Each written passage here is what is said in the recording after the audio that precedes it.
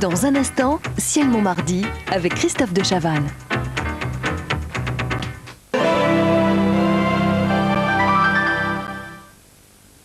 Forinen der Arc de Triomphe. Tu te rends compte, le loto? Près de 15% des millionnaires qui se sont fait connaître sont nés à l'étranger. C'est pas possible. Excusez-moi, mais c'est tout à fait possible. Ma femme et moi, nous sommes en voyage sacrément à Paris. Et la semaine dernière, nous savons comment il faut déjà les sacs, tout. Cocher le cri. Ah, cocher le cri pour rire. Et nous avons gagné le super gagnante. Et le plus drôle, c'est que chez nous aussi, il y a le loto. Mais nous ne jouons jamais. Il est interdit de parler aux chauffeurs. Faire bottaine. Le loto, 100% des gagnants ont tenté leur chance. Décider qu'il fait beau, s'arrêter prendre un pot, c'est très jus de raisin. Le jus de raisin, quelle santé! Ceci n'est pas un savon, c'est Dove. Dove contient un quart de crème hydratante pour laver sans dessécher la peau. Dove ne dessèche pas la peau comme un savon ordinaire. Vitel, vivons tout neuf.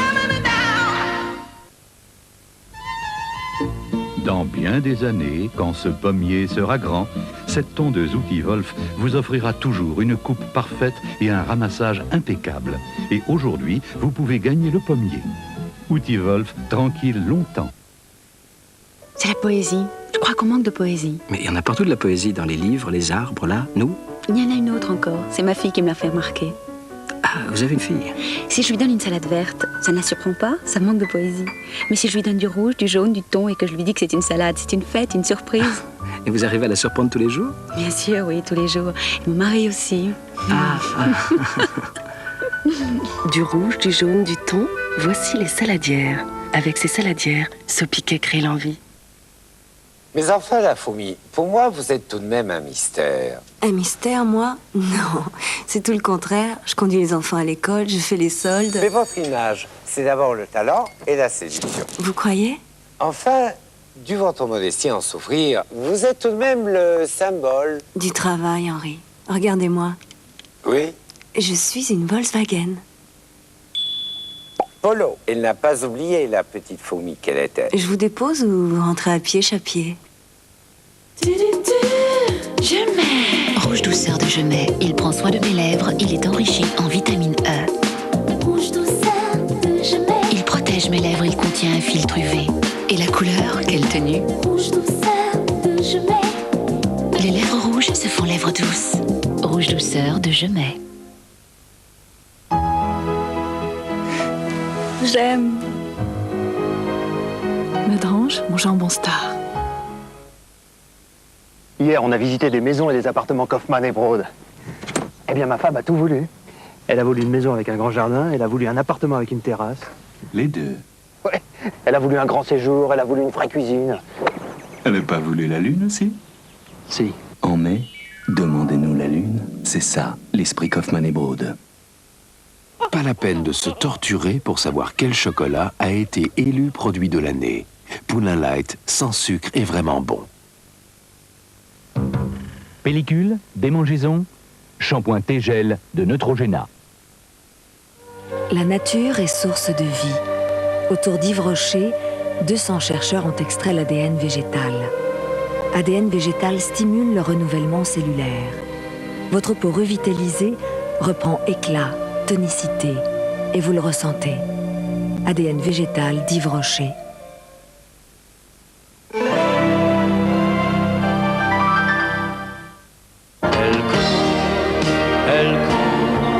La maladie. Mercredi, Michel Sardou est à l'honneur dans Sacrée Soirée. Avec Jean-Pierre Foucault, il retrace sa carrière à travers ses plus grands succès. Pour répondre à sa chanson Le Bac G, Jack Lang, le ministre de l'Éducation, sera sur le plateau avec des étudiants. 3 mois après, où en est l'affaire Zana Minsen, l'anglaise vendue par son père? Et les 2 numéros 1 de demain. Sacrée Soirée spéciale Michel Sardou avec Jean-Pierre Foucault, mercredi 20h50 sur TF1.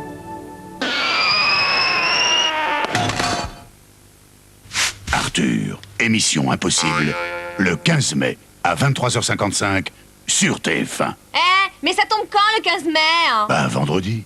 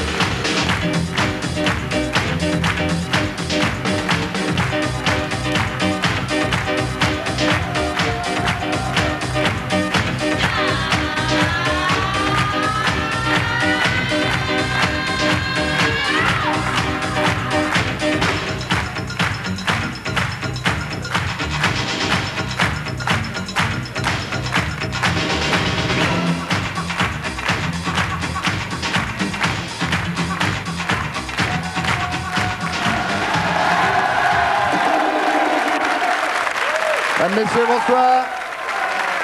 Bonsoir à tous. Merci d'être là. Bonsoir, mesdemoiselles. Bonsoir, messieurs. Bonsoir à vous qui êtes chez vous.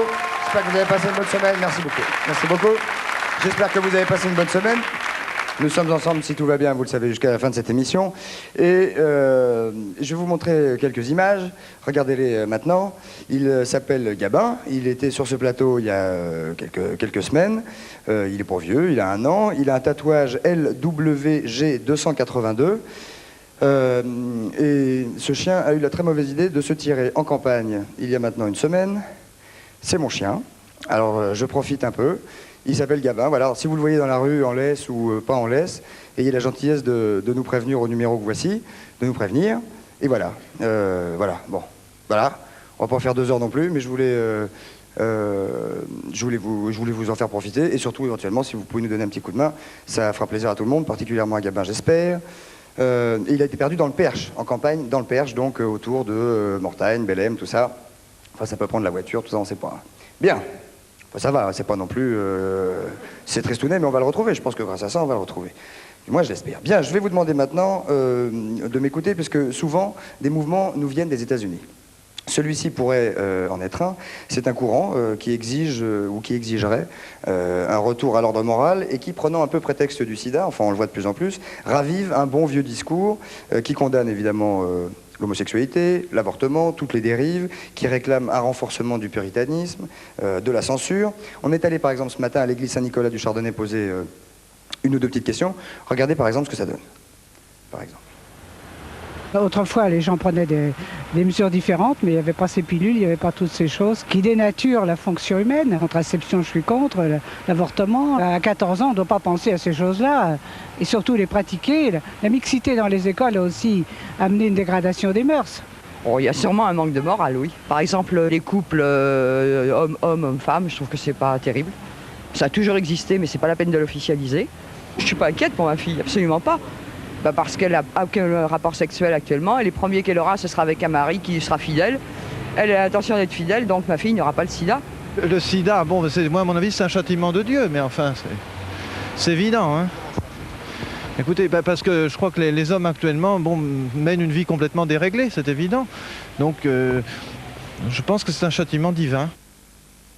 Voilà, alors vous voyez donc quelques réflexions. Ils ne sont pas seuls, ils sont quelques personnes à penser comme ça. Nous aurons sur le plateau ce soir des gens pour discuter de cet éventuel retour à l'ordre moral ou du besoin qu'il y a. Mais en attendant, ah oui, et puis après, pendant le bloc-notes aussi, nous aurons 2 témoignages extrêmement importants à propos d'extraterrestres. Des témoignages importants. Et donc je vous demanderai bien entendu de participer à ce bloc-notes avec nous. Il s'agira de M. Ladra et de M. Miguer, qui n'ont rien à voir l'un avec l'autre, mais qui tous deux auront probablement des choses extrêmement importantes, je vous le disais, donc, à nous dire tout à l'heure.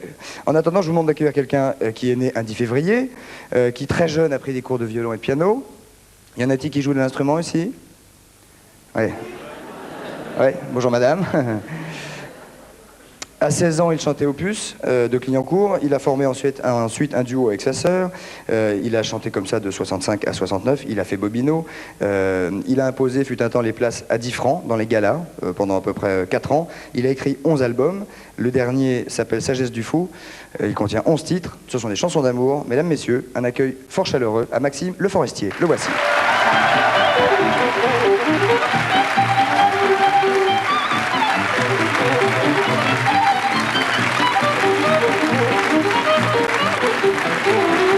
Mesdames, messieurs, Maxime Le Forestier. Il va s'asseoir. On est très proche, je ne sais pas si c'est fait exprès. Comment allez-vous, L'ordre moral commence ici. Comment? L'ordre moral commence ici. Oui, je trouvais qu'on était très près l'un de l'autre. Non, je vois pas que ça gêne. Il est déjà atteint, oui. Vous voulez que je m'écarte un petit peu, c'est ça? Oh oui, encore. Attends, parce que... Voilà, je m'écarte un petit peu, pardon. Comment allez-vous, cher Maxime? Oh, bah bien, il faut tout faire ici. Oui. Oui. Attendez, vous allez voir, c'est pour finir. Au moins 3 ans que nous nous étions vus. Au moins, oui, il n'y avait pas encore cet engin qui se lève, là. Ah oui, non, depuis le décor... Qu'est-ce qu'il y a? Il y a un cadreur qui fait des... Le public n'était pas le même, également. Non, non, le public n'était... Si, madame a dormi là depuis, et on la reconnaît. Vous allez bien? L'Olympia s'est bien passé? L'Olympia s'est très bien passé, ça a été un peu agité pour moi. C'est-à-dire? Bah, c'est marrant, comme une semaine à Paris, c'est speed, quoi. Où est-ce que vous habitez, vous ? En campagne ? Oh non, j'habite à 500 mètres de l'Olympia, je venais à pied et tout, mais enfin c'est quand même un peu... Les gens tous les soirs, les répétitions avant et tout, c'est les télés, la promotion, les journalistes... C'est fatigant, mais c'est jouissif. C'est vachement bien. Oui, c'est bien. Vous étiez très content. Oui. Bon, alors, il y a cet album dont j'ai parlé tout à l'heure, hein, qui s'appelle... Le voici. Sagesse du fou, voilà, avec la petite bille de verre dedans et tout ça. Qui est un... Oui, il y a bille de verre en plage 6, si ma mémoire est bonne. Voilà. Hein, c'est comme ça, pof. On dit chanteur engagé, Maxime Le Forestier, ça revient encore maintenant, hein, quand on parle de vous, quand on lit les papiers, on dit, il n'y a pas encore marqué ex-chanteur engagé. Non, oui, il y a des choses dans mes textes, il y en a eu de plus pamphlétaires que d'autres, là cette année c'est plutôt des chansons d'amour. Alors vous dites que c'est un album un peu moins pudique. C'est vrai que les chansons d'amour, quand j'avais 25 ans, je les faisais écrire par Carnoa, par un parolier, un poète qui travaillait avec moi, et que maintenant je les fais tout seul. Bon. Ça vaut le coup de vieillir. Hein. Oui, moi je vous trouve, raison. Moi je vous trouve encore en pleine forme. Merci. Ça nous fait quel âge, vous voulez pas le dire? Ça fait 43. Oh c'est pas vieux, 43 c'est à force de l'âge. Enfin j'espère. Vous verrez. Ouais, j'espère. Alors non seulement la bonne nouvelle, donc c'est l'album, mais c'est aussi un recueil. Ça c'est une excellente idée. Il faut savoir lire la musique, bien évidemment, mais il y a un recueil de tous les titres qui sont dans cet album. Oui, j'ai fait ça pour chaque disque. Chaque disque, il y a les partitions qui paraissent avec aussi précisément que possible retranscrites les accompagnements. Alors bon, c'est toujours un peu difficile parce que il faut que ce soit très, très précis et très juste pour les musiciens qui s'en servent, et en même temps, il faut que ce soit lisible pour les gens comme vous qui, je suppose, déchiffrez, mais ne lisez pas couramment. Je déchiffre même pas, moi. Vous ne déchiffrez pas, vous savez bien où est le je sais où est le sol. Oui, mais il faut une heure. C'est ça, 7, voilà. Alors 1, 2, 3, 4, 5, Do. Ça, vous voyez, on peut pas appeler ça déchiffrer. Ah ben si. Eh bien si, donc je déchiffre. Faut oser. Bon, je déchiffre, très bien. Non, moi je joue un peu de piano. Alors ça s'adresse, quand un recueil sort comme ça s'adresse aux gens qui jouent quoi? Du violon, de la guitare, du piano, de l'accordéon? Non, les gens qui s'intéressent aux chansons. Ouais. Il y a quelques milliers de personnes en France qui apprennent les chansons. Et qui les chantent. Et qui se les chantent. Et qui se les jouent. Alors c'est destiné à ces gens-là, c'est aussi destiné aux musiciens qui doivent les jouer pour une raison ou pour une autre. Et puis à moi aussi, parce que des années après, j'ai bien besoin de me souvenir quel accord j'ai mis. Oui, bien sûr. Oui. C'est comme l'âge, avec l'âge, tout fout le camp, même la mémoire. Même la mémoire. Et vous vous souvenez de toutes les paroles de toutes vos chansons? Non. Mais La Maison Bleue, oui, par exemple. La Maison Bleue, pas tous les soirs. Ah bon? Non. Là, ça va? Là, oui, faut voir. Bon, ben, ça va. Non, mais sur les anciennes chansons, ça va, le public aide. Sur les nouvelles, c'est plus délicat. Mais j'ai moins de trous de mémoire dans les nouvelles. En revanche, je peux vous chanter à peu près tout Brassens, je ferai pratiquement pas de faute. C'est bizarre, la mémoire. Oui. Comme quoi, elle est parfois plus forte sur ailleurs que sur soi-même. Ah oui. Peu de choses. Ouais. Vous restez avec nous. Vous avez entendu le sujet de ce soir? C'est un sujet passionnant. Ouais. M'intéresse beaucoup. Vous êtes passionné par la morale? Absolument. Oui. Absolument. Non, mais j'ai vu. Enfin, on en parlera tout à l'heure. Mais alors, vous avez vu quelque chose? Gardons le suspense. Nous verrons ça juste après la pub, mesdames, messieurs. Un petit pipi et à tout de suite. Allons-y.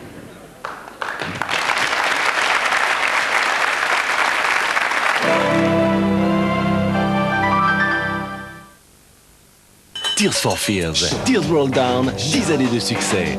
Avec un inédit Late Solo. Avec énergie. Narcisse, embrasse-moi. Narcisse, le nouveau parfum de Chloé.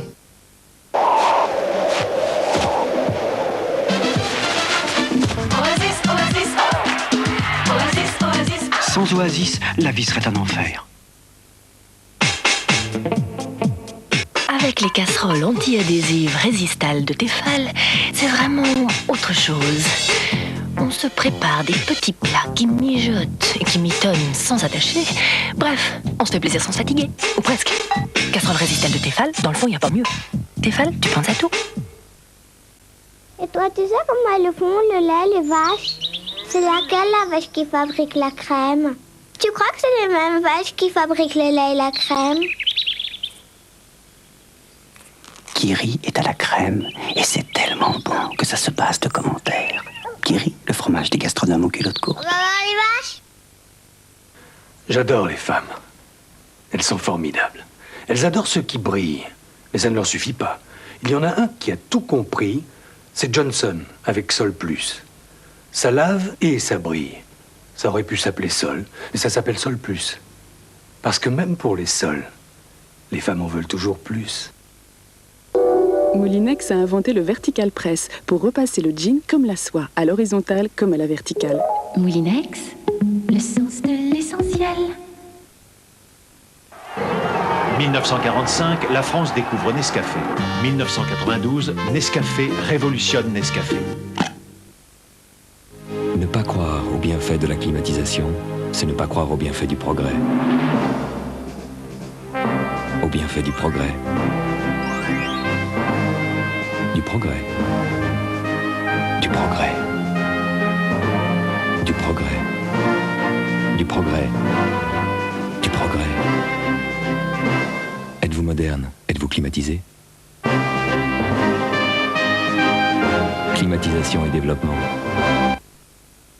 Mini Babybel, on craque à l'idée de le dévorer. Il rend fou gourmand. Vous assistez à un rendez-vous entre un cadre et plus de 600 conseils en recrutement. 36-17 cadres emploi. Des milliers de propositions pour votre carrière, mises à jour quotidiennement et largement détaillées. 36-17 cadres emploi. Aujourd'hui, plus de 600 conseils en recrutement ont rendez-vous avec vous. Chez Nescafé, depuis toujours, nous sommes au service de votre plaisir. Et aujourd'hui, après plusieurs années de recherche, Nescafé révolutionne Nescafé en créant le procédé plein arôme. Le procédé plein arôme nous permet de capter tout l'arôme du café lorsqu'il vient d'être fraîchement torréfié. Pour que chaque jour, à chaque tasse, vous retrouviez toute la plénitude de l'arôme.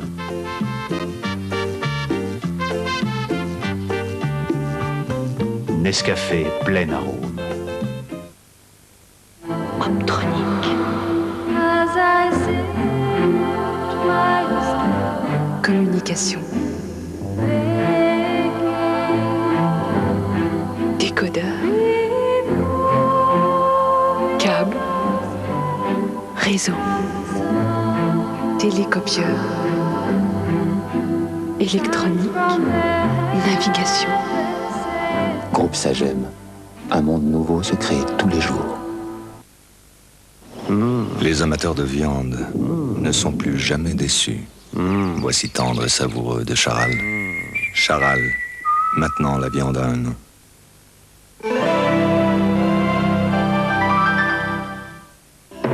Le sujet est tabou, pourtant chaque année en France, des milliers d'enfants sont victimes d'abus sexuels de la part des adultes.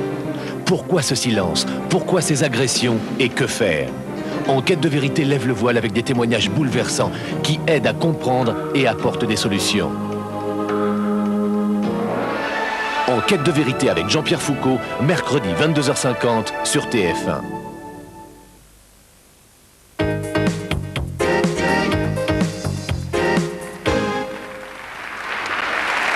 Bien, nous voilà donc de retour en direct pour parler de la morale ou de l'éventuel retour à la morale qui devra se renforcer. Je vais vous présenter, Maxime, les gens qui sont autour de nous pour en parler. À votre droite, il y a Madame Fontana, Claire Fontana.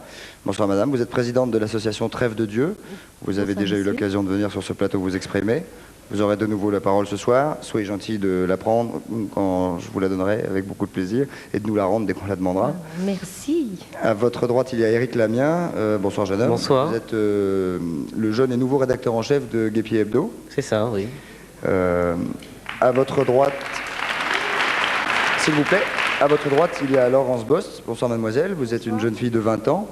Vous êtes catholique convaincue, traditionnaliste, avec tout ce qui peut en découler. Donc vous nous direz ce que vous pensez de la morale, quelle doit-elle être, et ce que vous pensez de la société d'aujourd'hui, et de ce que vous aimeriez qu'elle devienne. À ma gauche, au bout du canapé, il y a André Berkoff, qu'on ne présente plus, qui est journaliste écrivain. Bonsoir monsieur Berkoff. Bonsoir Christophe. Et vous êtes auteur aux éditions Les Belles Lettres d'un petit pamphlet qui s'appelle Le Parti d'en jouir. Le voici. Pardon, le voilà. Et je vous poserai à vous tout à l'heure la première question. Ça sera, mais je vous la poserai tout à l'heure. À votre droite, il y a Alice Colanis. Bonsoir madame. Vous êtes fondatrice de l'association Dialogue de Femmes. Vous nous direz quelle a été l'œuvre de cette association et quelle éventuellement, quelle sera, parce que, vous voyez ce que je veux dire, dans les temps qui vont venir maintenant, qu'est-ce que vous avez envie de faire, de dire et quel est le message que vous avez envie de faire passer. À votre droite, il y a Pierre Botti. Bonsoir monsieur, vous êtes philosophe belge. Vous avez 60 ans. Et je dois dire que vous nous avez écrit... c'est un petit peu à cause ou grâce à vous que nous avons monté ce débat, parce que vous m'avez écrit, vous avez eu la gentillesse de m'écrire, et vous avez attaqué votre courrier à propos du sida, qui, je crois, donnera l'occasion à Berkoff de parler tout à l'heure aussi. Et vous nous avez énoncé beaucoup de choses à propos du sida, de l'homosexualité, des maladies, de la société, etc.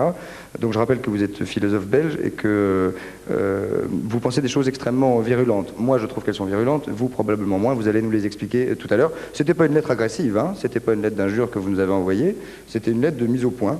Et c'est pour ça qu'on vous a fait venir ce soir, c'est pour vous expliquer à ce sujet. À ma gauche, Christian Laborde, bonsoir. Vous êtes écrivain également, vous êtes chroniqueur à l'Idiot International, et vous êtes auteur d'un bouquin qui a été, je crois, le dernier bouquin censuré en France. Dernier roman censuré en 1987. Et qui s'appelait et qui s'appelle toujours L'os de Dionysos, puisque Régine Desforges l'a réédité. La première question, André Berkoff, j'ai dit que c'est à vous que je la poserai. Pourquoi avoir écrit un pamphlet sur le parti d'en jouir? Parce que simplement, on est déjà rentré dans une période de normalisation. Ça veut dire quoi? Ça veut dire qu'avant, c'était effectivement, on en parlera peut-être au nom de la religion, qu'on nous disait qu'il fallait vivre comme ça ou comme ça. Quand on est enfant, on vous dit faites ça ou ne faites pas ça, c'est pour votre bien. Aujourd'hui, c'est pas seulement quand on est enfant qu'on veut nous dire ça, c'est quand on est adulte. On nous dit attention, ne sortez pas, c'est très dangereux dans la rue, il y a des loupards. On nous dit ne fumez pas, cancer au poumon tout de suite. On nous dit ne buvez pas, c'est terminé. On nous dit en plus ne faites plus l'amour, bicosida. Ça veut dire qu'aujourd'hui, on essaie de vous entraîner... on ne dit pas ne faites plus l'amour, on dit faites l'amour, mais prenez les précautions. Pardon. C'est intéressant de voir en Amérique, on ne le dit pas en France encore, France, pays de l'amour, etc. Vous savez que le Centre de contrôle des maladies d'Atlanta, Géorgie, a dit qu'aujourd'hui, devant la recrudescence de l'épidémie, le mieux serait que les étudiants s'adonnent à la chasteté. Parce qu'avec la chasteté, effectivement, on est sûr de n'attraper aucune maladie, comme quand on est mort, on est sûr, effectivement, de ne courir aucun risque. On est sur cette pente-là, il faut le savoir. Moi, j'ai voulu simplement, avec le parti d'en jouir, dire, attendez les gars, laissez-moi faire de moi ce que je veux. À partir du moment où je suis adulte et consentant, et que je n'embête pas les autres, parce que, attention, la liberté veut dire la responsabilité. Encore faut-il être responsable. Totalement. La liberté, ça ne veut pas dire faire n'importe quoi. Mais ça veut dire qu'au nom de quoi, qui a à nous édicter des règles? Après tout, nous sommes assez adultes et conscients et informés pour savoir ce qu'on a envie de faire. Est-ce que vous avez le sentiment que le sida va être un cheval qui va être enfourché justement pour... Écoutez Christophe, je me suis amusé avant cette émission à relire ce qu'on avait écrit au XVIe siècle, je dis bien au XVIe siècle, au moment de l'épidémie de petite vérole. C'est extraordinaire, c'est exactement les mêmes paroles qu'au moment du sida. Dieu vous punit de pécher par la chair, vous forniquez, vous serez punis. C'est formidable, évidemment. À partir du moment où ce qui peut faire l'un des plus grands plaisirs de l'homme et de la femme et de l'être humain, après tout, c'est l'amour, l'amour sous la forme que chacun choisit. Évidemment, quand la maladie vient par là, formidable, quelle joie pour les gens qui sont contre ça. Fantastique, on vous dit attention, soyez normalisés. Ce que vous dites d'ailleurs, c'est à peu près le discours de monsieur. Monsieur? Non, je proteste... Mais évidemment, il faudrait toute une émission moi tout seul pour expliquer ma pensée. Attendez, excusez-moi, je vais juste m'adresser... Excusez-moi, monsieur, je vous interromps 2 secondes parce que j'ai beaucoup de mal à entendre mes invités. Je m'adresse en direct, je suis désolé. Je voudrais que le haut-parleur qui est derrière moi soit un petit peu élevé pour que Maxime et moi puissions entendre ce qui est dit sur ce plateau. Merci. On vous écoute, monsieur Botti. Moi, je suis un philosophe, mais autodidacte. Je n'ai pas de diplôme universitaire ni tout cela. Je suis plutôt, disons, un chercheur inspiré. Et Dieu, je crois en Dieu, mais Dieu ne nous interdit pas de jouir de la vie. D'ailleurs, c'est lui qui a instauré les plaisirs. Les plaisirs, d'ailleurs, si vous lisez Salomon, n'est-ce pas, il dit, jouissez de la vie avec votre dame, de votre travail. Hein. Si vous étudiez le Cantique des Cantiques, ça a des résonances et un peu érotiques. Hein. C'est que vous pensez, monsieur, que les gens qui sont atteints du sida aujourd'hui le méritent? Oui. Pardon. Il faut que je sois nuancé parce que justement, voilà le drame. S'il y avait que les gens qui se rendent coupables de vice ou de dépravation, de perversion, qu'est-ce que c'est le vice, un petit peu. Mon Dieu, je dirais, tant pis pour eux, ils l'ont voulu. Mais ce qui me scandalise, c'est qu'il y a des enfants innocents qui sont touchés par cet effet de la perversion. Il y a des adultes, les hémophiles qui ont été contaminés par le sang contaminé. Oui. C'est ça le problème. Qu'est-ce que ça a à voir avec la jouissance, ça? Exactement comme les pollutions. Il n'y a pas que les pollueurs qui sont pollués. C'est tout le monde, les innocents, les Non, mais là, générations. là, on est d'accord. Allez, de quoi vous parlez, Là où on ne se rejoint pas, c'est quand vous pouvez dire, et je vais me retourner vers vous, mademoiselle, d'ici quelques secondes, c'est quand vous pouvez dire que les gens qui sont atteints du sida le méritent. Ah, c'est pas que vous l'avez dit, c'est que vous l'avez J'ai bien écrit. nuancé ma pensée. Certains, oui.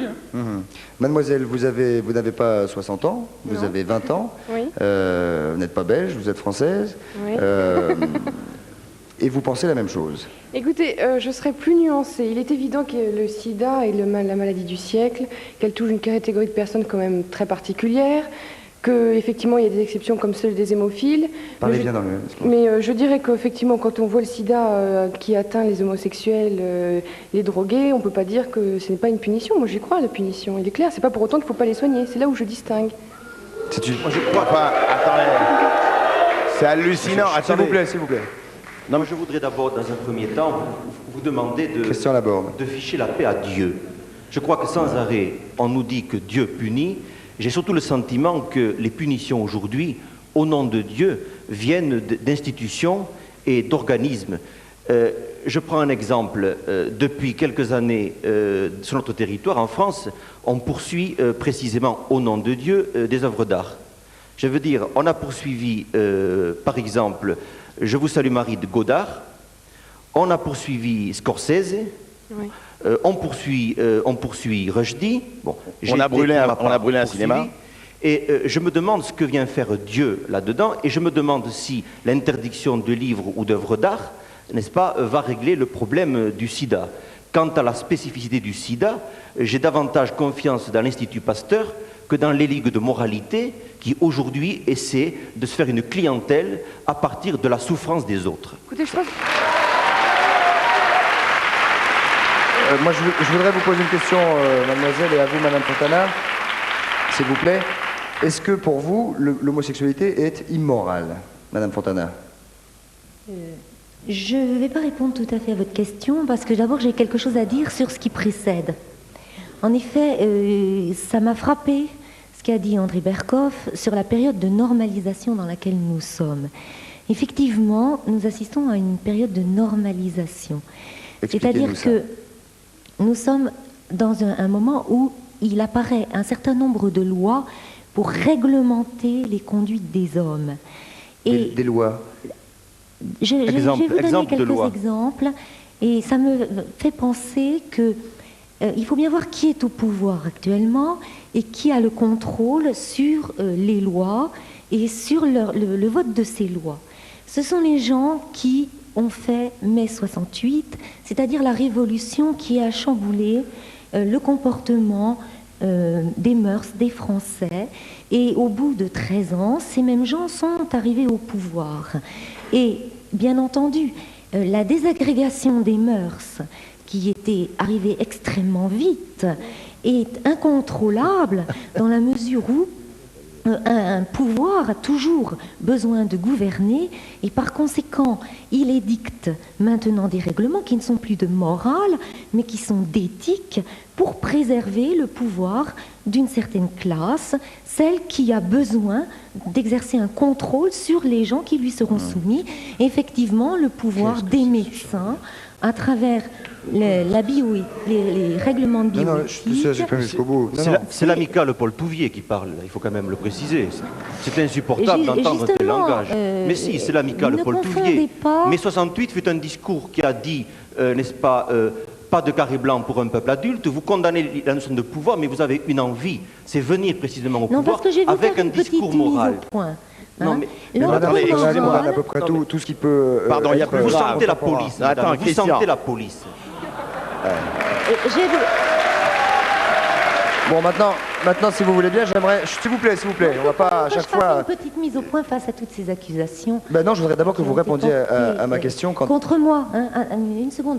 Parce que il faut, justement, l'ordre moral, il faut bien voir effectivement que ça sent le totalitarisme, le fascisme... Bref, le socialisme. Oui. Or, la morale. N'importe quoi. Non, mais arrêtez. La morale, arrêtez. pour moi, c'est la nature d'abord, c'est-à-dire la loi. Mais la nature a prévu naturelle. l'homosexualité, madame. Ah non, la nature a prévu justement, l'homosexualité justement. et l'amour des bergers avec les petites chèvres, belles comme l'amour. Parce que vous allez chercher les chèvres. Ce sont dans vos... Des goûts et des couleurs. Non, pas en même temps, pas tous en même temps, s'il vous plaît. Ce sont dans vos élégies de démarcation des grandes œuvres classiques. C'est sans doute ce qu'on vous a reproché, n'est-ce pas, votre absence de talent quand on vous a mis à la Non, porte. le juge a reconnu, madame, d'abord, on ne censure que les écrivains de talent. En ayant été censuré, je suis entré en QHS, quartier de haute syntaxe, madame, aux côtés de Baudelaire et Flaubert. Alors le talent, c'est moi, ce n'est pas vous. Si je comprends bien, dans une dizaine d'années, on va vous enseigner. Alors, est-ce que vous voulez avoir la écoles gentillesse, dont vous la madame, est-ce que vous voulez avoir la gentillesse, madame Fontana, de répondre à la question que j'ai posée tout à l'heure quant à l'homosexualité? Est-ce que c'est quelque chose de totalement immoral? Il faut d'abord s'entendre sur ce que signifie. Oh, bah non, vous allez être gentil, vous allez répondre à ma question. Alors je vais passer à quelqu'un Moi, d'autre. je respecte l'homosexualité, mais ce que je ne respecte pas, c'est son prosélytisme. Et c'est ça qui est immoral. Qui fait le prosélytisme de Les l'homosexualité? homosexuels, mais enfin tous les parents qui m'entendent actuellement, savent parfaitement qu'à la sortie des lycées, on fait du racolage de leurs enfants, qu'il y en a des milliers qui chaque année sont enlevés et détournés, qu'il y a la prostitution infantile. Il n'y a plus personne dans les lycées, tout le monde est enlevé et détourné. De la même manière que les marchands de drogue. Non, pas en même temps, madame Fontana, soyez gentille. Si vous respectez pas le jeu, si vous gardez sans arrêt la parole en monologue... Mais enfin, c'est vous qui me posez une question, vous attendez que j'y réponde. Ben oui, mais j'attends justement que vous y répondiez, ça fait un petit moment. Pour moi, donc, ce qui est immoral, c'est ce prosélytisme qui pervertit On ne sait les toujours jeunes pas enfants de 13 à 18 qui ans fait le qui ne prosélytisme sont plus protégés à l'heure actuelle par la loi. C'est ce que je disais au début.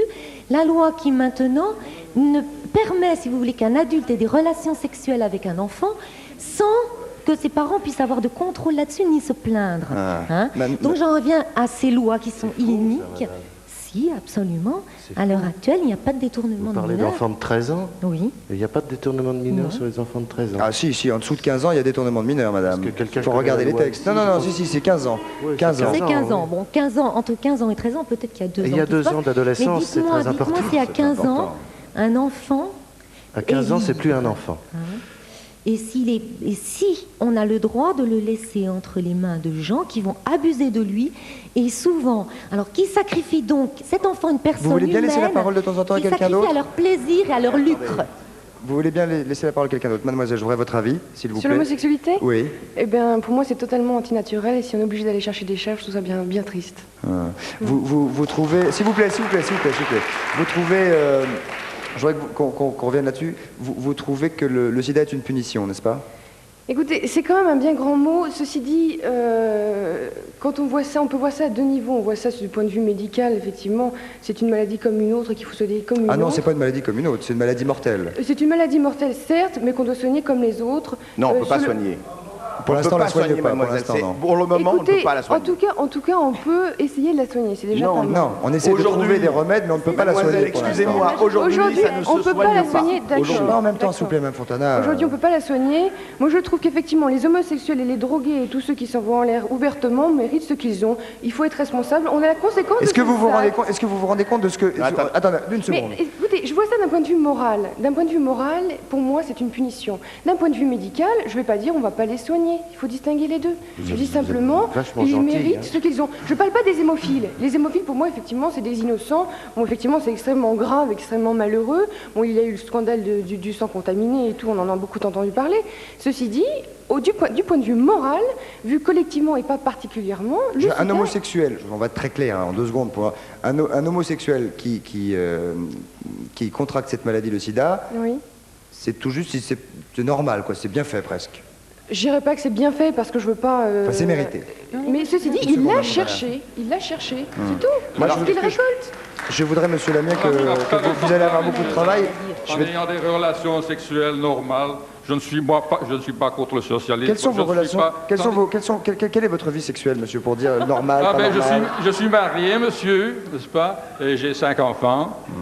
Hein, et, par exemple, j'imagine, pardon de vous poser cette question totalement indiscrète, mais j'imagine que vous n'avez jamais, ne serait-ce que pensé à tromper votre femme. J'ai été tenté comme tout le monde, je suis un homme. Hein. Mais vous avez résisté. Ah, mais je résiste de plusieurs manières, d'une manière morale, mais également d'une manière... physique. Je vais faire, moi, je crois que le monde devrait retrouver son bon sens d'abord. Hein. Parce que je ne suis pas un moraliste, vous savez, comment dirais-je, un puritain et un ascète et tout ça. Bon, mais si, parce que quand on vous voit, monsieur, employer les mots que vous employez, on se dit que probablement... Ah, vous mais êtes quand ça, même... je me suis mal exprimé. Vous dites que l'homme aujourd'hui est au stade animal. Pardon? Vous dites que parfois l'homme aujourd'hui en est à un stade animal. Ah, évidemment. Ça. Écoutez, l'homosexualité, la fellation et toute... La fellation, les animaux ne la pratiquent pas, monsieur. Nous ne sommes pas des animaux, monsieur. Les animaux ne pratiquent pas la fellation. Exactement. En tout cas, pas l'homosexualité. Non. Et très sincèrement, c'est dommage pour eux. Vous n'avez jamais observé des chiens? Il y a une différence fondamentale entre l'homme et l'animal, c'est que l'homme, contrairement à l'animal, peut boire sans soif et faire l'amour n'importe quand. C'est la différence fondamentale entre l'homme et l'animal. Les animaux ne pratiquent pas l'homosexualité. Eux, au moins, ils ont... Oh, bah vous avez jamais vu les chiens, alors. Et les ours. Je peux vous assurer que j'ai eu une vie sexuelle. Il y a dans les Pyrénées des ours homosexuels. Je peux vous assurer que j'ai eu une vie sexuelle très riche. On les a interviewés d'ailleurs. Et aussi des vaches homosexuelles, j'en ai vu. Bon, d'accord. Vous montrerez. Écoutez, chacun ses goûts. Il faut savoir traîner dans les prés un petit peu à la campagne, mademoiselle. Allez-y, madame, exprimez-vous.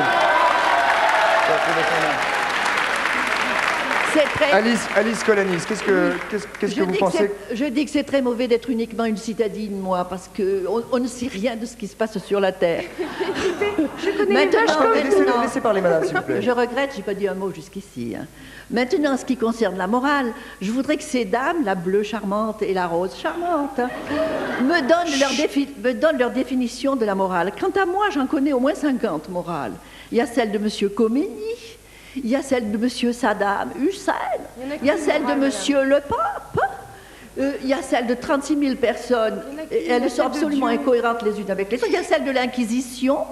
Il y a celle de la vérité, il y a celle du mensonge. Il y a celle de Louis XIV qui a trucidé les protestants. Attendez, madame.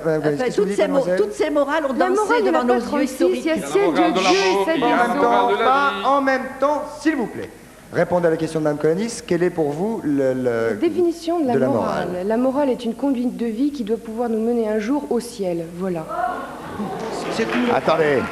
Oui, mais c'est une morale. Et c'est une morale que je respecte, mais je ne vois pas en quoi je devrais supporter cette morale-là. Elle est dictatoriale dès l'instant que vous l'imposez. Que vous ayez cette morale-là, moi je la respecte. Mais quand vous me dites que vous avez cette morale, c'est comme si vous me disiez que vous ne buvez pas de Coca-Cola. Ça vous regarde de ne pas boire de Coca. Il n'est pas immoral de boire du Coca-Cola. Le problème, c'est le retour. C'est le retour de cette morale-là et de sa dictature. Vous ne pouvez nier, n'est-ce pas, quand on regarde sur le terrain du droit, je pense par exemple à ce qui vient de se passer à Marseille, où, n'est-ce pas, des insoumis étaient présentés déférés devant un tribunal et qu'ils ont voulu se défendre en citant Amnesty International et les droits de l'homme. Les droits de l'homme. Et bien précisément, mademoiselle, on a dit que Amnesty, qui souhaitait soulever le problème qu'en France, la liberté de conscience n'était pas réellement respectée, eh bien, au nom de la morale qui est la vôtre, on a qualifié Amnesty de mouvement anti-France. Bien, je crois qu'on assiste quand même, et il faut sans doute dépasser le stade un petit peu de la question de la sexualité, je crois qu'il y a un retour de l'ordre moral, un retour des ligues, ça passe effectivement dans le domaine des mœurs parfois. Qu'est-ce que ça signifie pour vous? L'ordre moral, je crois que l'ordre... Ce retour de l'ordre moral. Ah, c'est très inquiétant. C'est très inquiétant parce qu'il y a des précédents. Faire le bien, se conduire dignement... On n'est pas là pour parler d'ordre moral, mais de morale. Écoutez, papy, non, il y a quelque chose qui est très marrant. Je voudrais dire ceci, il y a des précédents. Parce que s'il y a des censures, s'il y a des actes de répression, c'est pas un problème de socialisme ou de droite ou de gauche, c'est un problème, madame, de loi, d'un ensemble de lois de répression qui existent, qui n'ont pas été abolies, qui ont été... Oh, madame, la dernière... Elles existent depuis 1939, Christophe, 1939, la loi sur la protection de la race française, une espèce de charolais politique, qui est arrivé. Oui, mais c'est Daladier. C'est Daladier qui a instauré cette loi, et à partir d'elle, n'est-ce pas, on poursuit aussi bien les artistes que les écrivains. Et là où il y a ordre moral, c'est parce que je termine, on poursuit les artistes, et il y a là où il y a ordre moral, c'est au moment précis où l'on essaie de porter un jugement moral sur une œuvre. une œuvre se situe hors morale. Elle relève de l'esthétique. Pas que sur une œuvre, sur une Non, mais attitude. moi, je parle d'un exemple. Parlez de votre exemple, Et d'accord. aujourd'hui, on poursuit les Moi, je écrivains voudrais- au nom de la morale. Or, Je les voudrais dire, écrivains attendez, n'ont pas- Christophe. Non, Une minute. non, Vas-y, Christophe, Bertrand, c'est moi. vas-y, vas-y. Christophe, c'est moi. Je sais. Christian. Non, non, Christian, c'est lui, Christophe, c'est vous. Vas-y, André. Non, il y a quelque chose quand même, et essayons d'aller un tout petit peu plus loin, il y a quelque chose de tout à fait étonnant. Monsieur a dit, au nom de la vérité.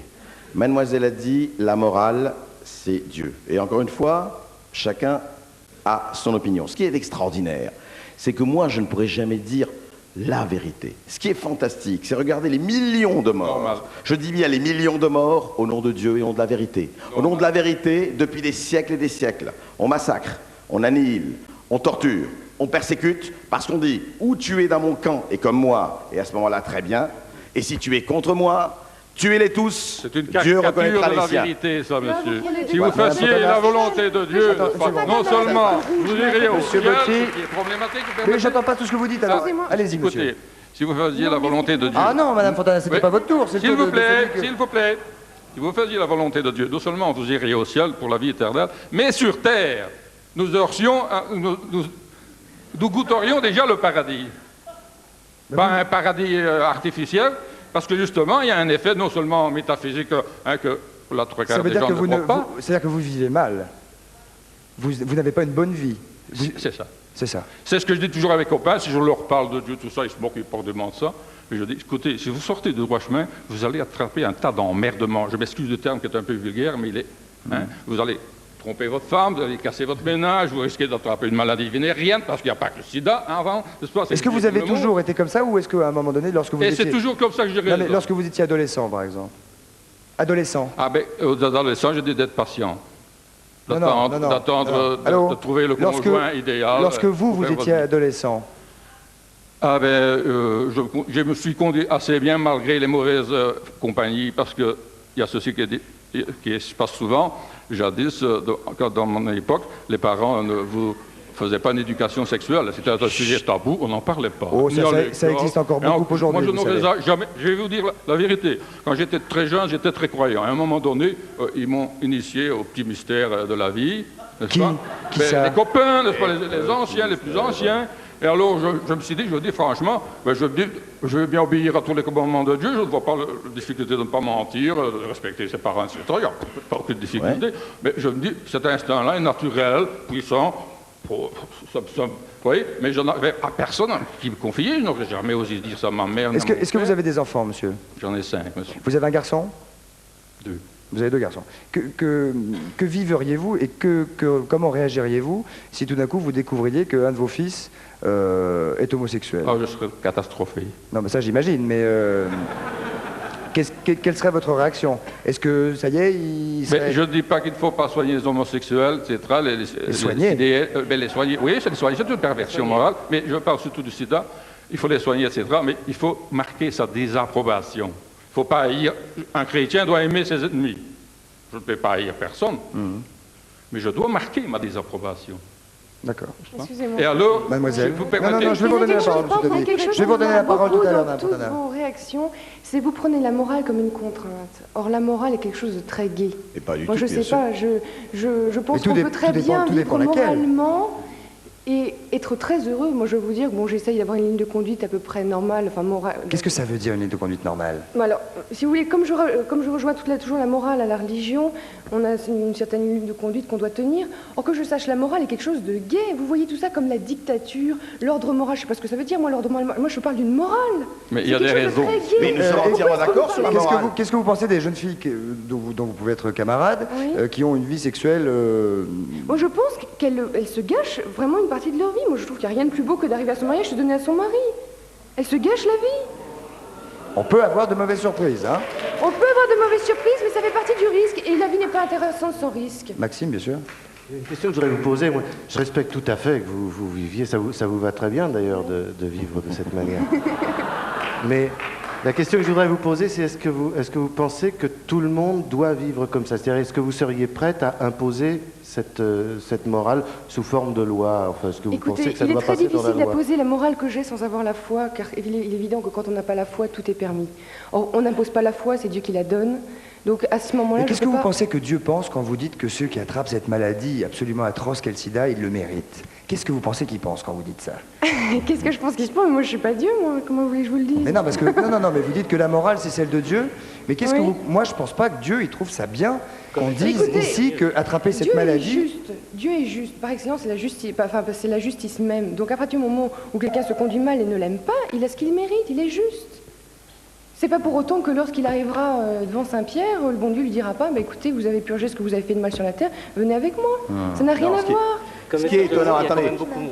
Attendez, excusez-moi une seconde, il y a un message Minitel. Je pense qu'il serait judicieux de demander à la jeune fille bleue si elle a déjà commis le péché de chair. Visiblement non, puisque vous avez dit que Écoutez, ça ne regarde absolument pas. Mais si, puisque vous avez dit tout à l'heure de toute façon que rien n'était plus merveilleux que de se donner à son mari pour le mariage. Tout à fait, bah, écoutez, à ce donc la réponse est claire. Voilà. Madame Fontana, Berkov, je vous donne la parole. Et si la morale c'était tout simplement au nom de l'homme? Je vais vous en donner un exemple. Oui. Sur les ruines du communisme, en Pologne. C'est-à-dire que vous, c'est pas religieux, c'est politique, hein, c'est clair.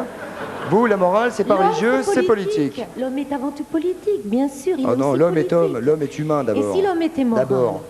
Et sur les ruines du communisme, un homme est venu parler pour redonner l'espérance à son peuple. Et de quoi il lui a parlé? Il lui a parlé de morale.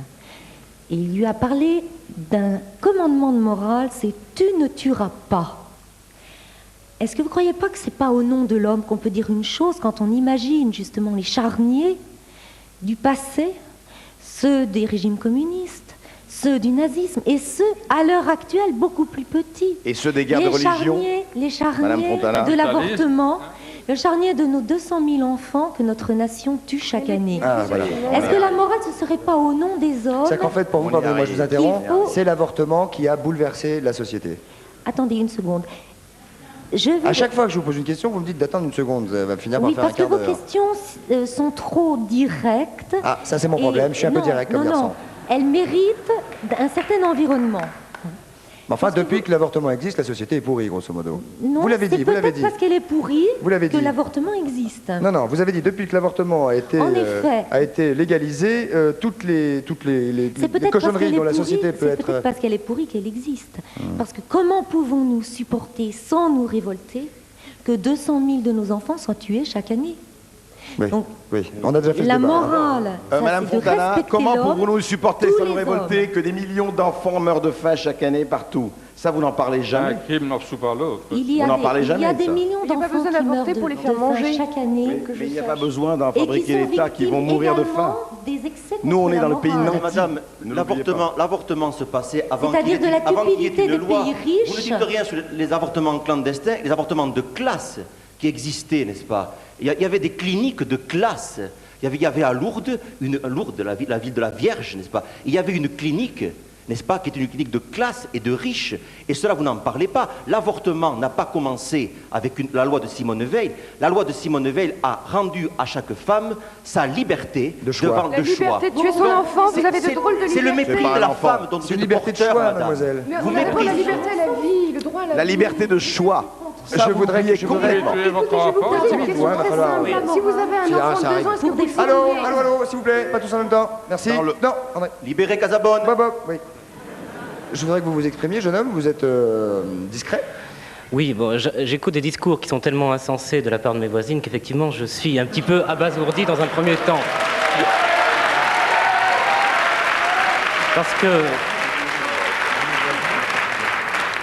Parce que franchement, aujourd'hui, en 91, entendre de tels discours sur l'homosexualité... 92 même.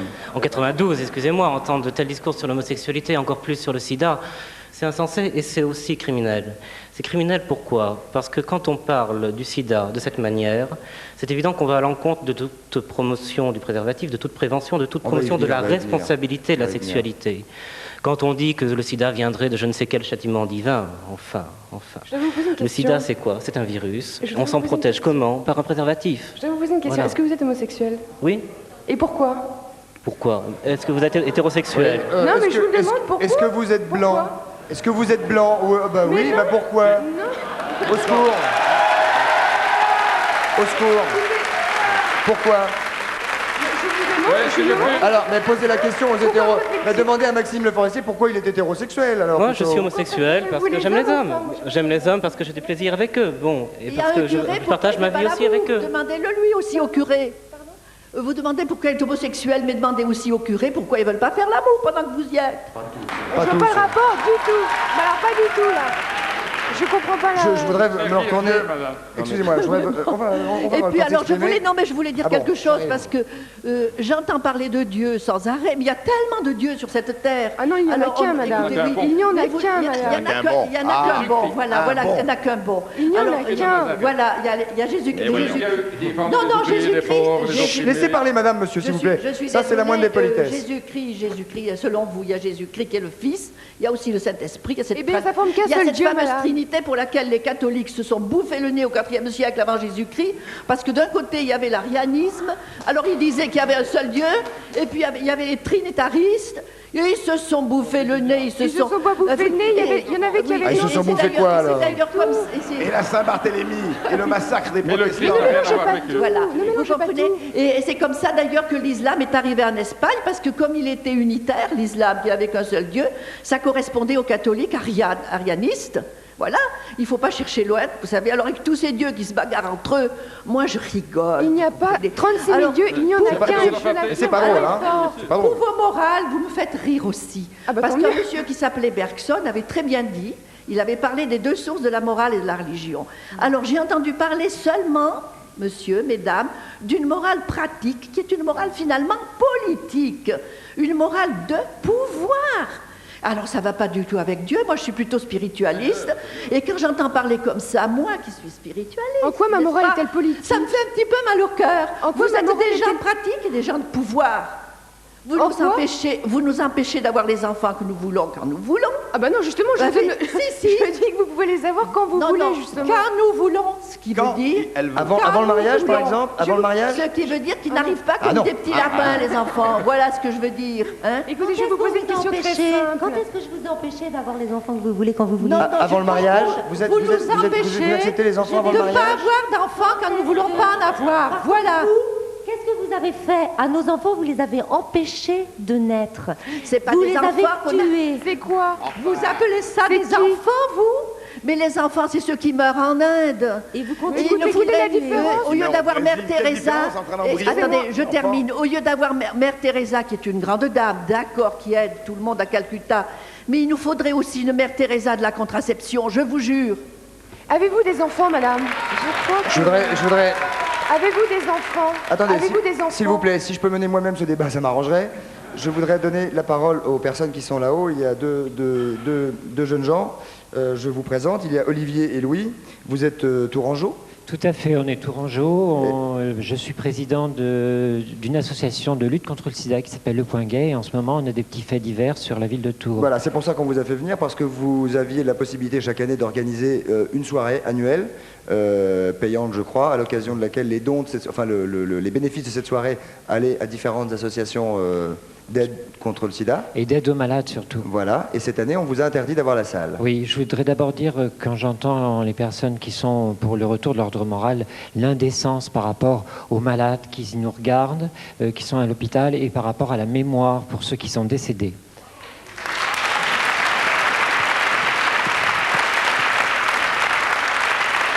Sinon, oui, comme chaque année, nous voulions faire une fête au parc des expositions de la ville de Tours. On a l'habitude de louer une salle pour faire cette fête avec distribution de préservatifs à l'entrée.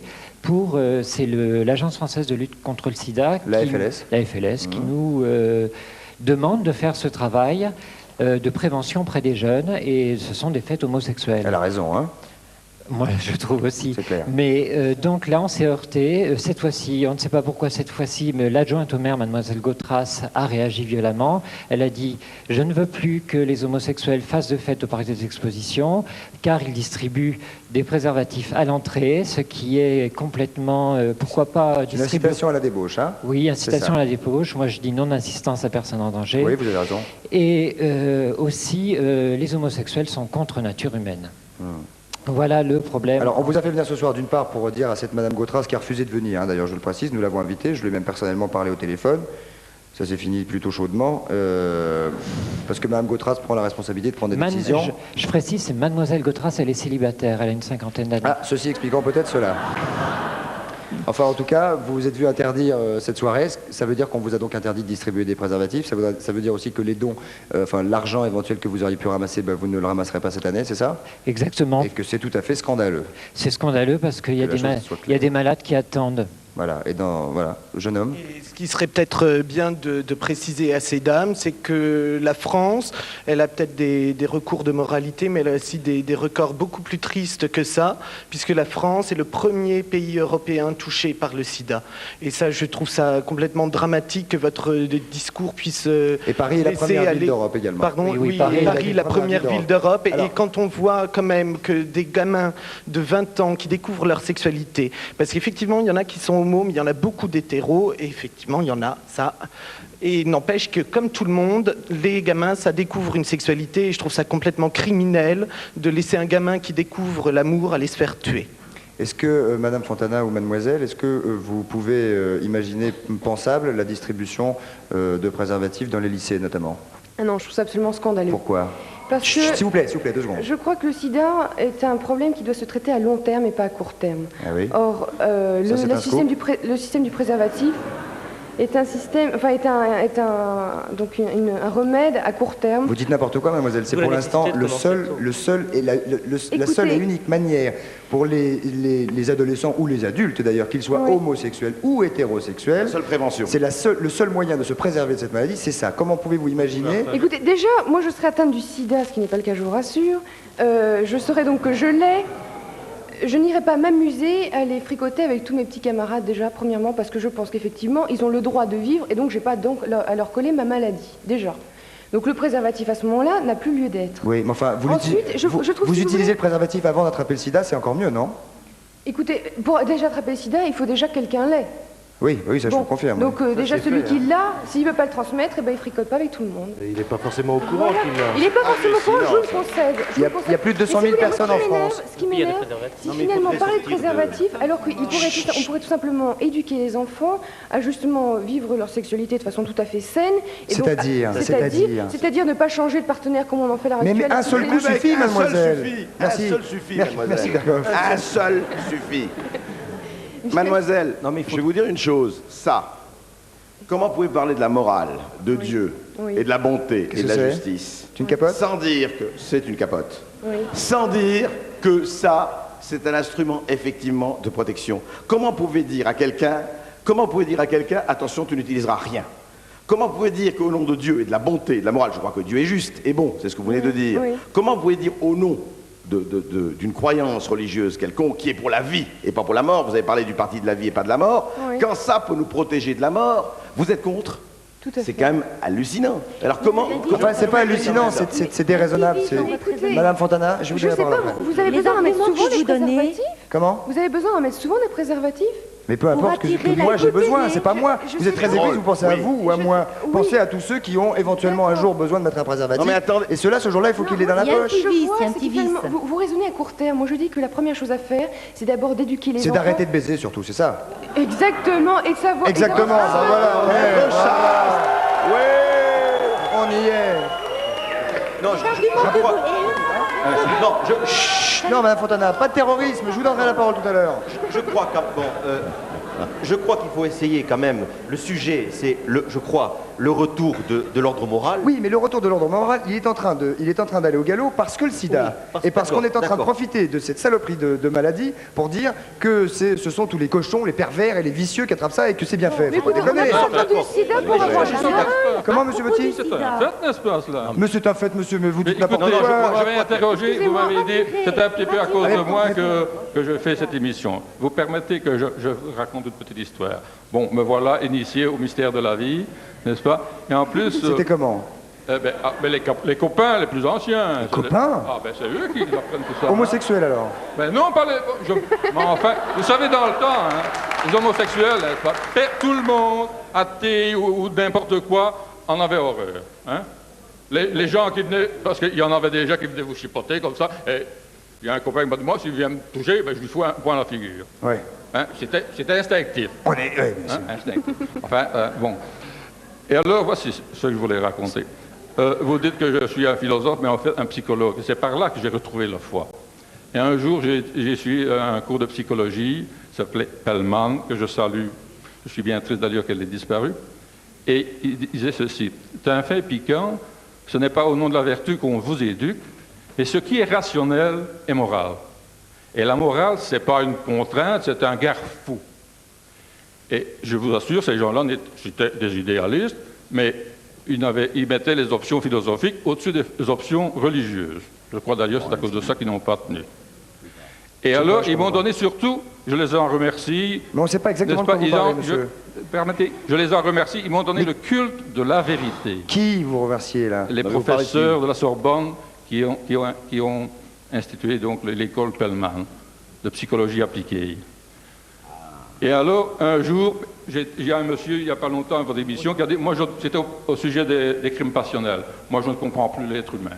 Eh bien, moi non plus. Malgré ma science, psychologie, je me dis, mais comment est-ce qu'ils réagissent? Qu'est-ce qui se passe? Est-ce que vous conseillez à vos enfants de se munir de préservatifs? Non. Et si jamais vous... Mais ils sont tous mariés, et ils sont sages, et ils ont écouté mes conseils, ils n'ont pas besoin de ça. Vous êtes sûr? À propos du sida. Je souhaite, monsieur, pour vous et pour vos enfants, que ce que vous dites... Aussi, parce que alors, il y a ceci, le préservatif, et en plus, mes copains m'avaient initié au petit mystère de la vie, ça me semblait d'ailleurs très drôle, parce qu'il y en a un qui me racontait, la femme pond un œuf tous les mois, etc. C'était rigolo, mais j'ai trouvé un livre... un docteur qui est au service de l'amour et qui m'a initié à tout cela. Eh bien, tous les problèmes que vous avez maintenant, c'est la même chose à cette époque. Et maintenant, ça va. Hein? Et alors, il disait ceci, ben, bon Dieu, l'idéal, c'est d'être fidèle, mais celui, évidemment, qui veut qui veut s'écarter de la voie, il a intérêt, évidemment, à prendre des précautions. Hein? Quand est-ce qu'on fait l'émission? Madame Fontana, qui n'a pas parlé depuis longtemps. Je vous donne la parole, utilisez pour attirer la pitié sur les malheureuses victimes du sida, c'est parce que cette maladie est incurable.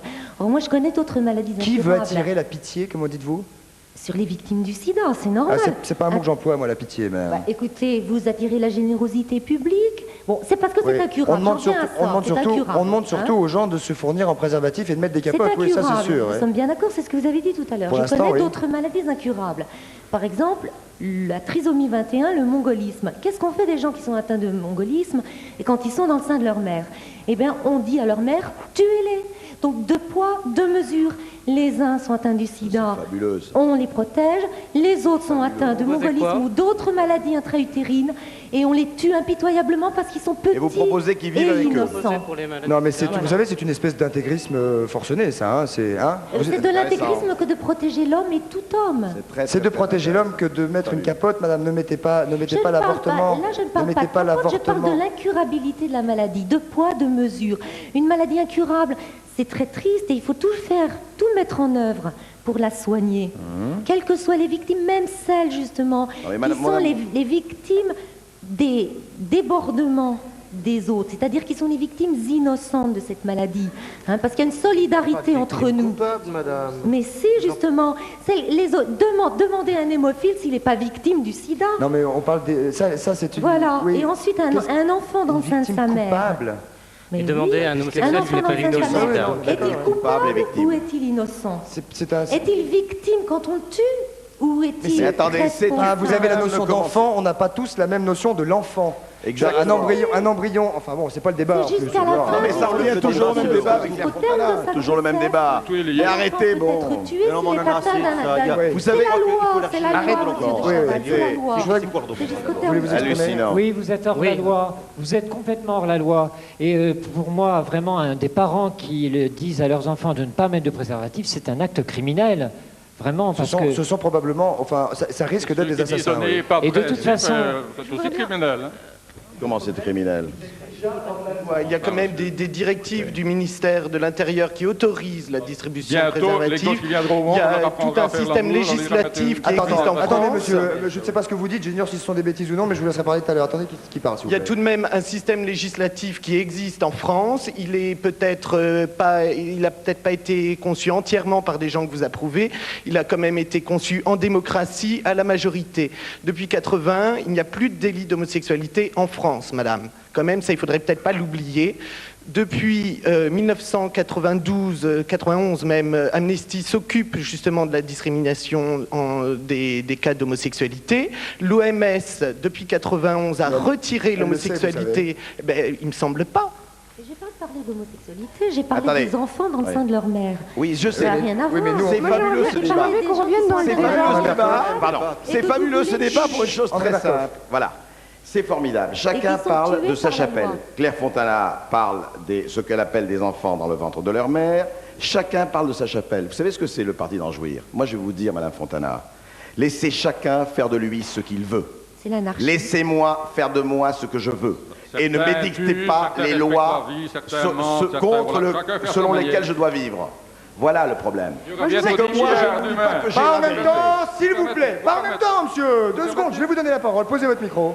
Allez, finissez. Moi, je ne vous dis pas que j'ai la vérité. Je ne vous dis pas que j'ai le modèle.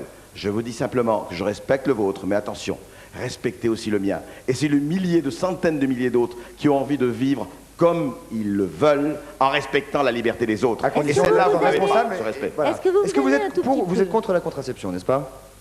Ça dépend. Au secours. Répondez une fois à une de mes questions d'une manière claire. On ne joue pas au ni oui ni non. Êtes-vous pour ou contre la contraception? Je suis contre la mentalité qui conduit à tuer des enfants parce qu'ils ne sont pas désirés. Donc à partir du moment La contraception est une nécessité, hein, madame. C'est même une nécessité écologique. Et qu'il en survient un par hasard et qu'il est intolérable, insoutenable de l'avoir, eh bien, si on a décidé qu'on l'aurait pas, eh bien, on va le tuer, puisque la société tout entière... Je voudrais bien qu'on revienne dans le débat, parce que moi, on m'avait dit que je venais ici pour le retour à la morale. Je voudrais tous vous poser une question. L'ordre moral. Non, la morale. Le retour à l'ordre moral. Moi, je dirais la morale. Lisez la presse, c'est le retour de l'ordre moral. Non, moi, je dis le retour à la morale. Oui, ben nous, on vous dit c'est le retour à l'ordre moral. Moi, je voudrais tous vous poser une question. Êtes-vous pour le retour à la morale, oui ou non? Mais qu'est-ce que ça veut dire? Pour moi, elle n'a pas disparu, la morale. J'estime que j'ai ma morale, j'ai une morale. Nous avons notre morale. Voilà, on a tous notre morale. éthique. Maxime, Le Forestier, a le sentiment d'être un être équilibré. Mais ça vous regarde pas, de toute façon. Attends, comment est-ce que vous allez être sûr? Attendez, parce que moi, il y a un truc qui me turlupine. Oh, attention, monsieur Botti, une seconde, hein. Il y a quelque chose qui me turlupine. Comment pouvez-vous être sûr, lorsque vous allez vous marier, de la... Comment dirais-je, non, pas de la virginité. Si, j'imagine que vous voulez que votre mari soit vierge également. Écoutez, ça vous regarde pas. Enfin, on peut imaginer ça ou pas? Comment vous pouvez être sûr qu'il ne soit pas porteur d'une maladie? Qu'allez-vous faire? Eh bien, écoutez, j'imagine que quand je me marierai, je suis encore un peu jeune, le dépistage de sida sera obligatoire pour se marier civilement. Il est déjà un projet de loi à ce niveau-là. J'imagine que ce sera fait. Donc à ce moment-là, j'aurai plus de problème. Non, c'est pas faux. C'est pas faux. C'est en réflexion. Non, le dépistage existe absolument. Donc, si vous voulez, la question, je ne me la pose pas vraiment. Voilà. André, vous voulez dire quelque chose? Non, oui. Allez-y. Je crois qu'il faudrait quand même parler de la notion d'ordre moral et de son retour. Peut-être essayer de définir ce qu'est l'ordre moral. Moi, je crois que nous vivons effectivement un retour de l'ordre moral. De l'Iran aux États-Unis en passant par la France, il y a effectivement aujourd'hui un retour de l'ordre moral. Il faudrait sans doute le définir. Je crois que l'ordre moral, c'est la dictature des honnêtes gens. L'ordre moral, c'est la dictature, pour citer Brassens, des braves gens. Et ça gêne, n'est-ce pas? Ça gêne les braves gens que l'on suive une autre route qu'eux.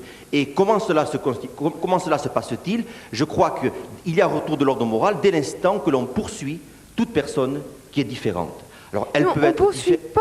Non, mais écoutez, je parle. Poursuit pas. Si, moi j'ai été poursuivi, mademoiselle. J'ai été poursuivi. Et je vais peut-être vous donner les motifs de poursuite. Vous comprendrez ce que je veux dire. Je dis, on poursuit les personnes qui sont différentes. Elles peuvent l'être par leurs mœurs. Et on a vu le discours tenu ici ce soir contre les gays, un discours tout à fait insoutenable. Elles peuvent l'être aussi pour leurs idées. Pas insoutenable, mais pas que contre les gays, contre les individus hétéros, homo, tout le monde. Bien entendu, les mœurs. Ensuite, il y a les poursuites contre les idées. Et l'on ne peut nier aujourd'hui que l'on vit aussi une forme de répression douce. Et je participe quand même à un journal qui a été condamné pour avoir publié le casier judiciaire de M. Tapie, parce qu'en France, on peut rappeler le passé de M. Hersan ou le passé de M. Marché, mais il ne faut pas toucher à M. Tapie. Nous avons pris, nous, pour cela, des millions lourds de condamnations. Alors nous vivons quand même une époque où un journal d'opinion peut être poursuivi. Donc il y a des atteintes à la liberté de la presse. Aujourd'hui, En France, on ne peut être basque qu'en prison. Ça aussi, sont des atteintes à la conscience. Non, je voudrais ajouter quelque chose, pardon. Moi, je connais un basque qui dit est pas en Christian. prison, Moi, je ne suis pas tout à fait d'accord. D'abord, je ne suis pas d'accord de dire que l'ordre moral, c'est la dictature des braves gens ou des honnêtes gens, même dans le sens où vous le prenez. Je pense que les braves gens et les honnêtes gens ne sont pas spécialement pour la dictature. L'ordre moral, c'est pas ça. Non, mais ils sont pas pour la dictature. Ils ne sont pas pour la dictature. Attends, ce n'était pas que ça. Le vrai problème, c'est les monomaniaques. C'est les gens qui ont un truc dans la vie et qui analysent toute la vie à travers une seule grille. Et ils mettent d'un côté le bien, d'un autre côté le mal. D'un côté le bon, d'un autre côté les méchants. Et c'est tracé une fois pour toutes. Ils ne peuvent pas imaginer une minute qu'un bon peut devenir méchant. Quand vous dites ils, vous prenez par exemple les gens qui sont sur ce plateau. Je prends un exemple. Quand je parle de l'avortement, vous préféreriez que je fasse l'éloge des palaces, les nuits de rêve Absolument. Absolument, Madame Fontana. Absolument, Madame Fontana.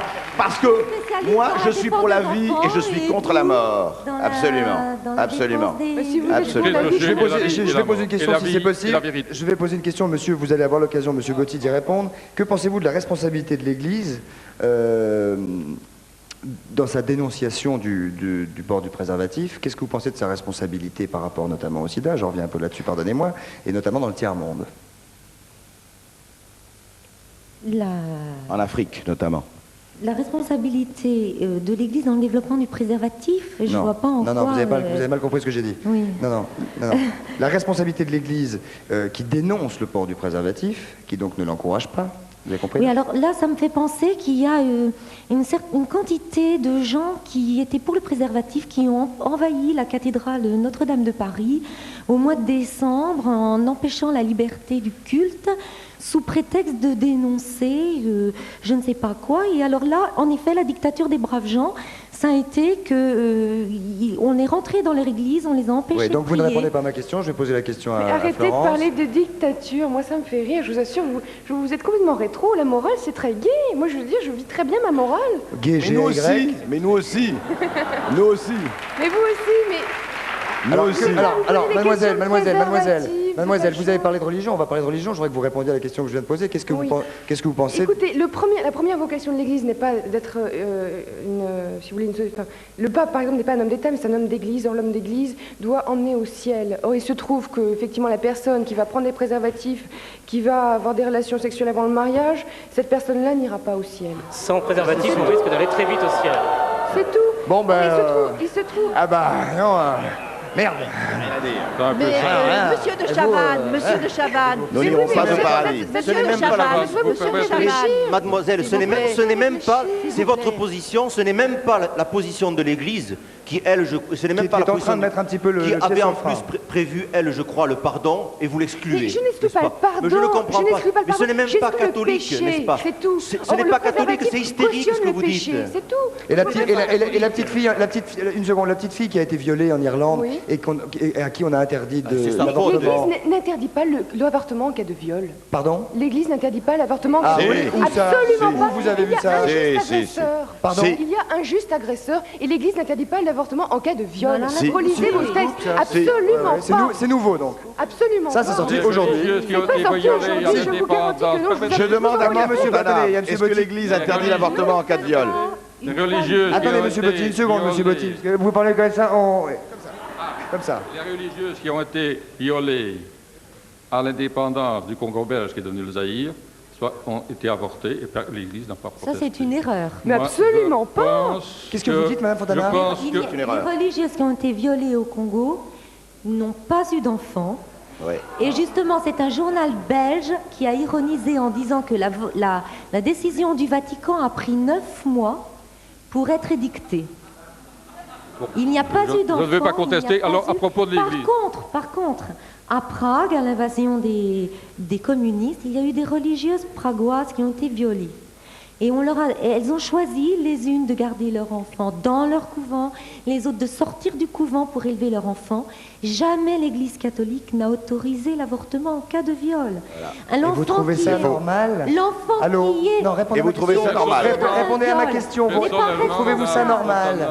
Je vais vous expliquer pourquoi je trouve ça normal. L'enfant non, c'est même pas la peine. En cas de viol n'est pas responsable. La réponse suffit. Après un viol, on n'autorise pas l'avortement. Qui est tracée devant lui. C'est pire pour un enfant l'enfant d'être le fruit d'un viol ou d'être le fruit d'un homme de passage ou de n'importe quelle situation d'immoralité dans laquelle nous nous trouvons. Le fruit de l'amour. Voilà, je crois que le situation- principal, ce serait qu'il soit le fruit de l'amour, oui, vous voyez. Eh ben, les amours, vous les appelez de n'importe quel nom. Personnellement, en cas de Mais viol, elles présentent toutes sortes de visages. Personnellement, en cas de viol et d'inceste, je crois que c'est la dame qui doit décider elle-même. La dame. Ce n'est pas la position de l'Église. C'est votre position. Et alors, monsieur, à propos de c'est l'Église pas la catholique, madame, s'il vous plaît. Vous êtes pour à le propos viol, de l'Église madame catholique, je crois que... Êtes-vous pour le viol? Vous savez bien que le viol est un crime, mais un crime. Peut-on en ajouter un autre? Celui du meurtre de l'enfant, s'il est conçu. Ça fait 2 crimes. 2 crimes pour une seule femme, sur une seule femme. Parce C'est un que peu beaucoup, non? très souvent, une enfance malheureuse mène à des la graves délinquance. difficultés par la suite, à la délinquance. C'est-à-dire, est-ce que ça vous ennuie pas qu'on guillotine à 20 ans? On ne guillotine plus à notre époque. Mais ça vous plaisait pas mal Enfin, en quand France, on guillotinait encore, non? Vous n'étiez pas contre? Vous sont avez des cas de fini conscience, limite. de faire des procès d'intention comme Non, ça? je vous demande, je vous pose une question. Oui, en plus, il n'y a pas de quoi, vraiment. c'est une Vraiment, il n'y a pas de quoi, Maxime. Je vous pose une Et ça question. vous plaît qu'on tue des enfants innocents Non, dans le je sein de vous leur ai mère? posé une question, madame. On en tue 200 000 Est-ce par an. que vous auriez voté Arrête, ça pour? sert à rien. Ça sert à rien. Ah non, ça sert à rien. Excusez-moi. Il y a une dame là-haut qui est très sage sur sa tribune. Très sage. Je m'emporte. Oui, oui, non, mais il ne faut pas s'emporter. Il y a des moments où ça sert strictement... Personnellement, je crois que... Oui, nous aussi. Nous aussi. Madame, j'arrive, monsieur Botti. Madame ne s'est pas exprimée. Madame. Oui, je peux quand même dire un petit mot. Bon, Si. Depuis le temps que je suis là sur mon perchoir. J'essaie de résumer ce que j'aurais pu dire au cours de la discussion. Primo, je voudrais quand même rappeler qu'en ce qui concerne les préservatifs, ça a été très utilisé avant la pilule. Hein, j'ai connu tout le monde comme moyen de ça avant. contraception. Et il y avait beaucoup d'enfants qui naissaient de cette manière-là. Alors, donc, je crois que le virus ou les spermatozoïdes, ça doit bien passer aussi bien. Par conséquent, je crois que c'est quand même une précaution, mais ça ne doit pas être tout à fait efficace à 100%. Enfin, les scientifiques... Si, non, n'applaudissez pas n'importe quoi, jeune homme. Les scientifiques qui testent les préservatifs